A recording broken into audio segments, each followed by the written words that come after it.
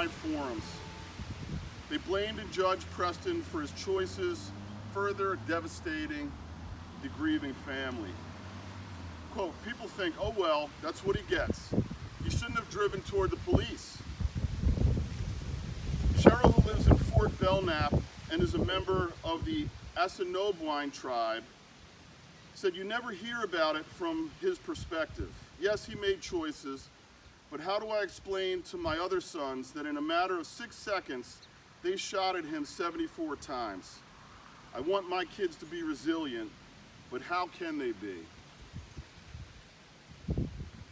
Montana law requires an inquest or judicial inquiry when someone dies in police custody or after an officer-involved shooting. And in 2017, Cheryl said she feared her family would never see justice. Everyone in that jury was white and in their 60s.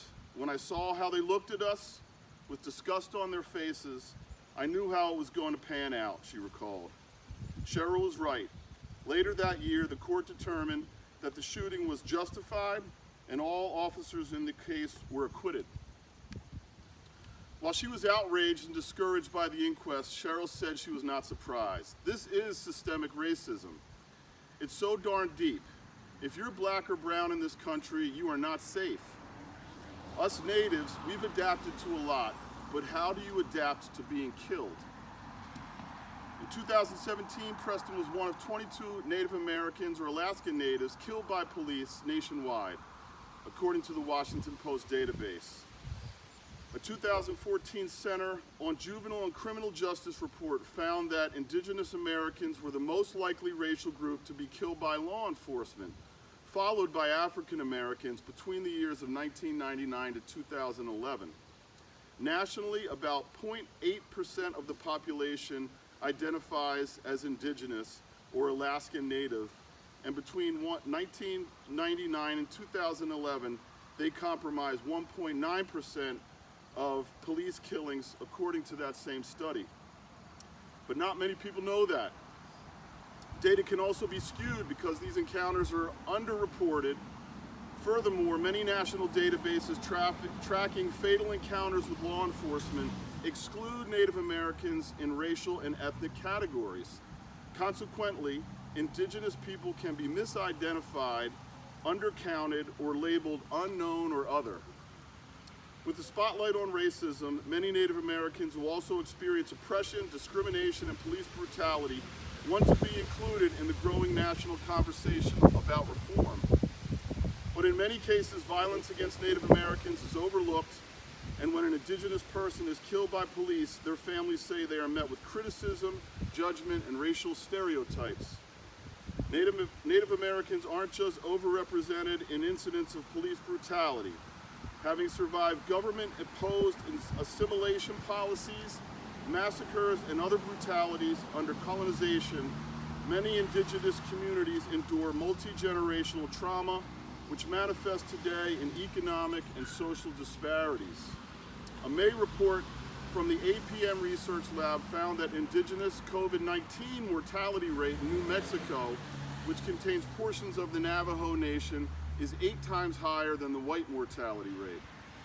American Indians are more likely than their white counterparts to suffer from diabetes, obesity, and high blood pressure, but less likely to have a personal doctor or healthcare provider.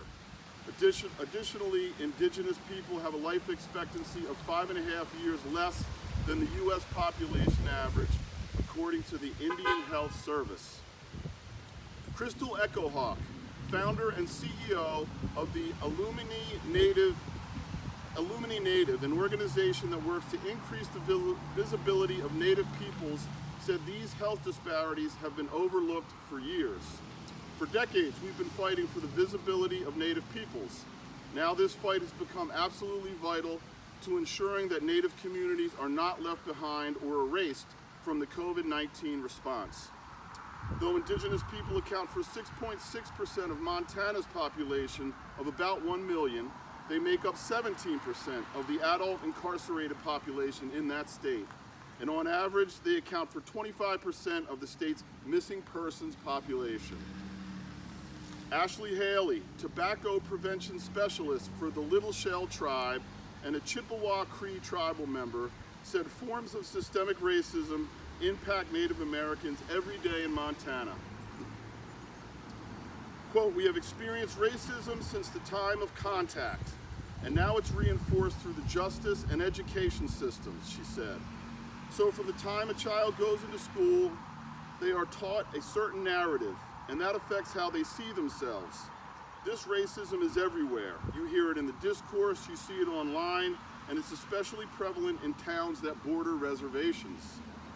So much of this nation's wealth has been built on the theft of native lands and the enslavement of black people. We have so much in common when it comes to oppression, racism, and cultural and physical genocide. So it's great for us to be supportive of one another's efforts." Cheryl Horn said she thinks non-natives don't know about brutality against Native people because they don't experience the same trauma. They don't see our world, she said. Although they are living on our land, they don't know where we come from. I would love to know what it's like to be a common person who has never dealt with this trauma. I'd love to know their advice for how we should handle this, but that's not my reality. Historically, Americans know little to nothing about Native communities, she said. Schools don't teach about Natives. We aren't in the media, television, film, or entertainment. For many, we are out of sight and out of mind. We don't exist. But the issue is that invisibility for us is a matter of life and death. I would ask you all to kneel with me in remembrance of Preston Bell for 9 minutes and 29 seconds.